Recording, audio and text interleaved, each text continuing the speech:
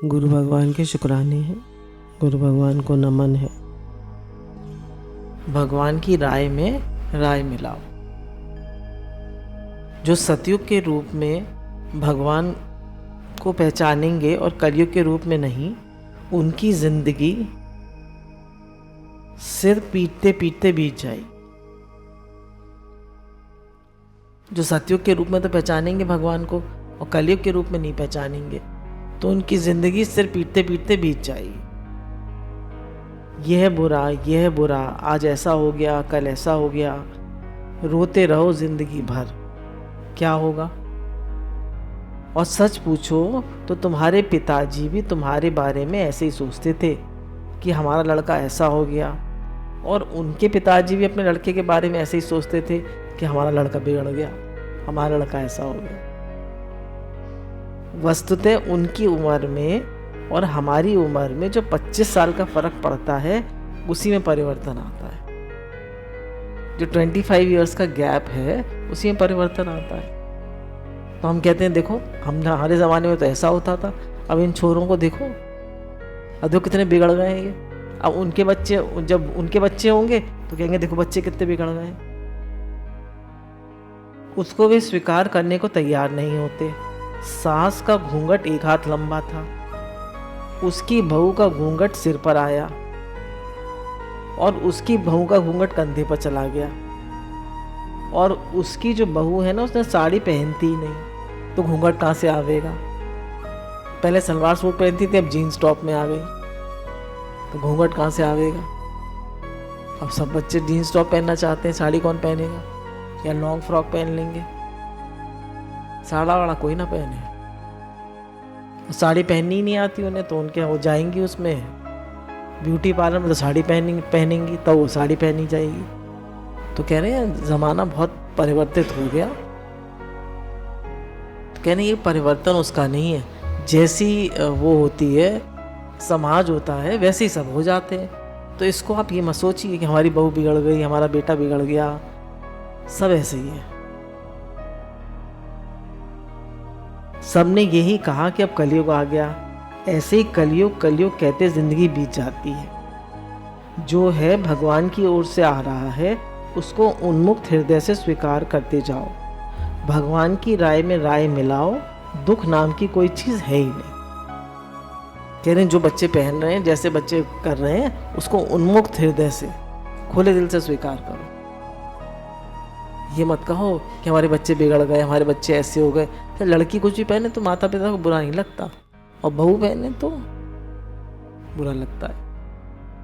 बहू घूंघट काट के तो अब क्या कोई नहीं रहता, पर कम से कम सलवार कुर्ता चुन्नी पहन के तो रहे, पजामी कुर्ती पहन के तो रहे। अब जो भी पहने, जैसे भी पहने, वो अपना खुश रहे। आप भी उसको प्रेम दीजिए और वो भी आपको मान दे ना दे, आप प्रेम दीजिए। No desire no disappointment. आपकी कोई इच्छा नहीं है, आपको कोई दुख नहीं होगा। तो कह रहे हैं ये मत कहिए कलयुग आ गया। जो जैसा है उसको वैसे ही हृदय से स्वीकार करिए, और नहीं तो जिंदगी आपकी रोते रोते बीत जाएगी, दुखी होते होते बीत जाएगी। आप कभी खुश नहीं हो। भगवान जब देते हैं तो तब तो बहुत बढ़िया, जब लेते हैं तो बहुत बुरे। ईश्वर ने जो वस्तु हमारे सामने रख दी, हमको दी, उसकी बड़ी कृपा, और ले ली तो हमको जिम्मेदारी से मुक्त कर दिया। कहने कोई चीज़ दी भगवान ने तो बड़ी कृपा, भगवान आपकी बड़ी कृपा है, और ले ली, शुक्राने भगवान, आपने जिम्मेदारी से मुक्त कर दिया। कबीरदास जी के पास एक गाय थी, उसकी सेवा करा करते थे, दूध पीते थे और खुश रहते थे। तो कुछ लोग आए उनके पास, संत लोग, कहने का कबीरदास जी आप बहुत खुश रहते हैं, आपकी खुशी का कारण है? बोले देख नहीं रहे, मैं गाय रहती है, मैं उसका दूध पीता हूँ और मज़े से रहता हूँ, खुश रहता हूँ, उसका दूध पीता हूँ। तो उन्होंने कहा अच्छा, इनकी खुशी का कारण गाय है, गाय को चोरी कर लो। गाय को चोरी करके ले जाते हैं। दूसरे दिन आते हैं, कबीरदास जी उससे भी ज़्यादा खुश।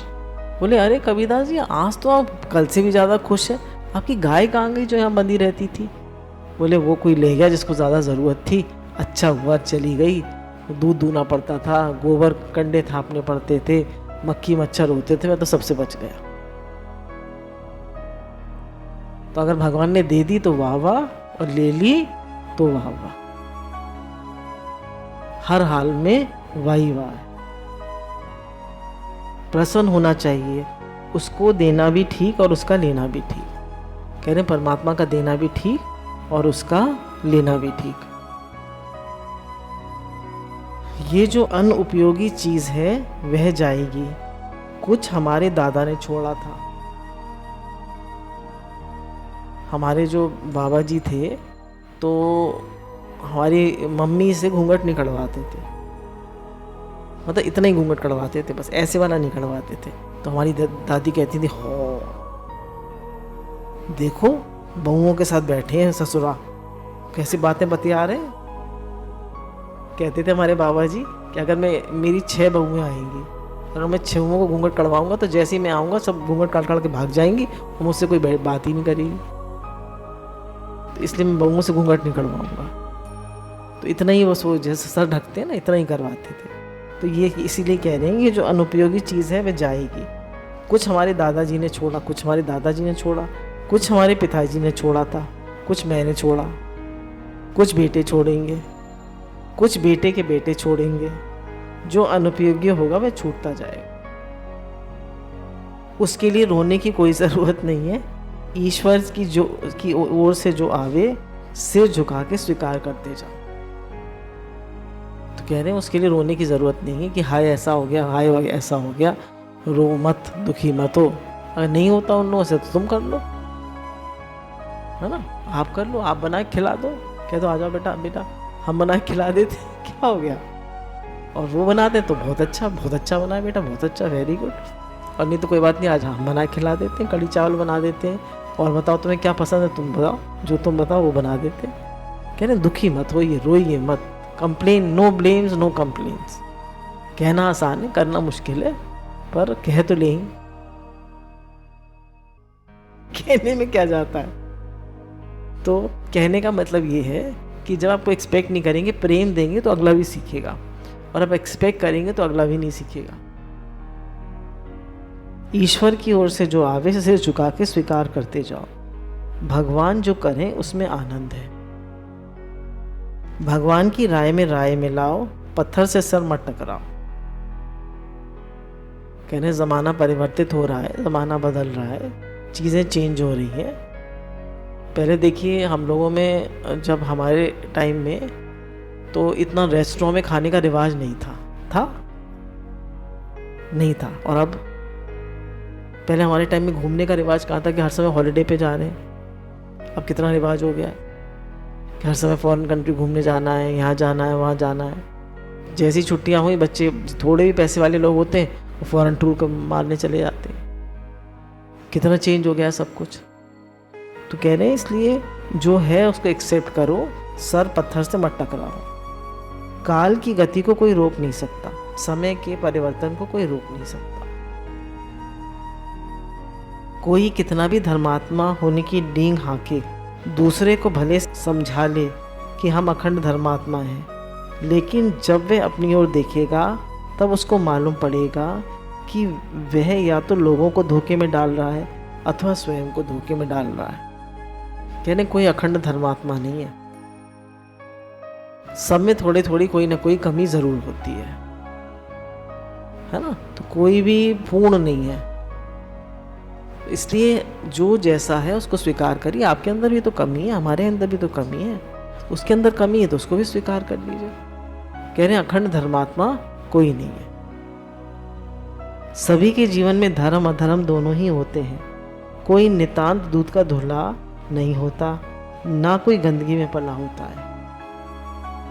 आप बताइए हम लोगों में से कौन दूध का धुला है कोई? और ऐसा भी नहीं कि कोई पूरा गंदा है। तो मिक्स चेवड़ा होते हैं सब, मतलब किसी में कुछ ज़्यादा अच्छाई होती है, किसी में थोड़ी ज़्यादा बुराई होती है, बस होती सब में कमी है। तो गुरु कहते हैं जब हम किसी से कहते हैं तू गंदा, तो 3 उंगली हमारी तरफ होती है, और एक परमात्मा को भी हम कहते हैं कि तुम भी गंदे, तुम भी खराब। तो इसलिए किसी को मत कहो कि तुम खराब हो, तुम गंदे हो।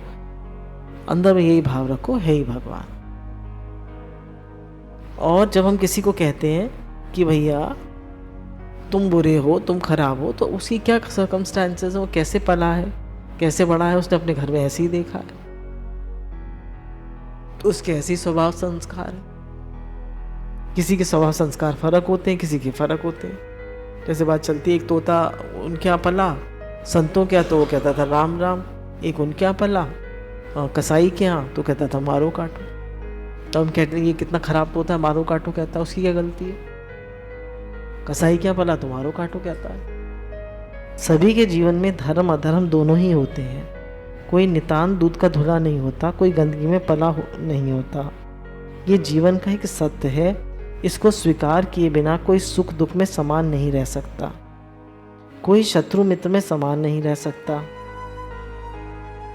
कोई धर्म अधर्म में समान नहीं रह सकता, कोई ज्ञान अज्ञान में समान नहीं रह सकता। इस सत्य का साक्षात्कार तो जीवन में करना ही पड़ेगा।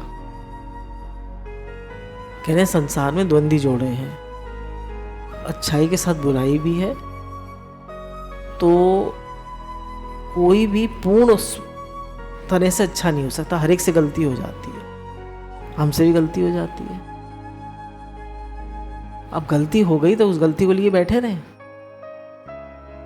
उस गलती को समझ लें कि भाई हमसे गलती हो गई, और जिससे गलती हुई अगर मानिए हमारा ऐसा रोल है, माता पिता का रोल है, गुरु का रोल है, उसको बता दें, छोड़ दें और आगे बढ़ें।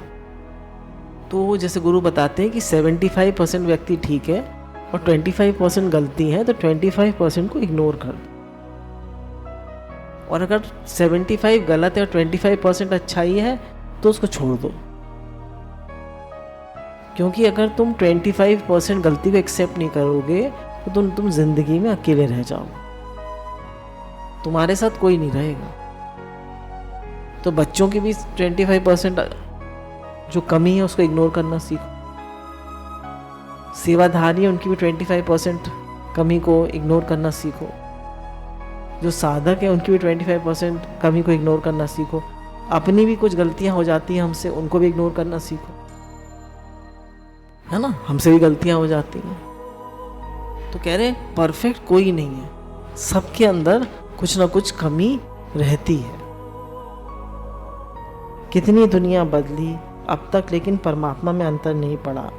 आने जाने वाली चीज़ तो सिनेमा के दृश्य के समान है। जगत में अंतर पड़ा लेकिन परमात्मा तो वही है। अतएव जिसमें अंतर नहीं, कह रहे जिसमें अंतर नहीं उसका चिंतन करो, और जिसमें अंतर पड़ रहा है उसका चिंतन मत करो, उसको छोड़ दो। तो अंतर पड़ रहा है संसार में, ये हो गया वो हो गया, परमात्मा में कोई अंतर नहीं पड़ा। परमात्मा ज्यों का त्यों।